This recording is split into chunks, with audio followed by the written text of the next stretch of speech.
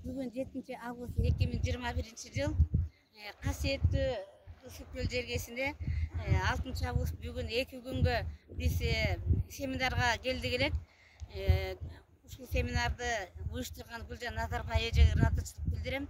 Семинардын темасы жан дүйнө сырлары, ошондой эле эненин тилеги, эненин батасы.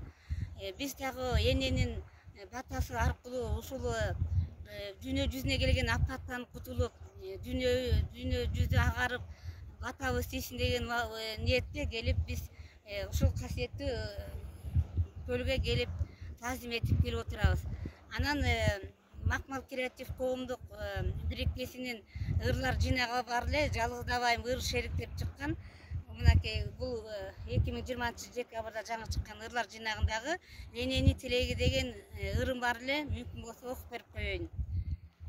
Эненин тилеги, балдары бааласа эмгегин, балкыйт го эненин жүрөгү, баа жеткиз бакытка жеткирчү, бала экен эненин тиреги. Оорусса кокустан бүрөсү, кошо ооруп эненин жүрөгү, бала үчүн бардыгын көтөргөн, ата эне түркүгү тирөөчү, тийсин деп эл журтка кереги, таптаттуу эненин тилеги, өмүрүн бала үчүн тарткаган, эненин кадырын билели, эңшерип жүрөгүн оорутсаң, энеден башка адам сүйөбү.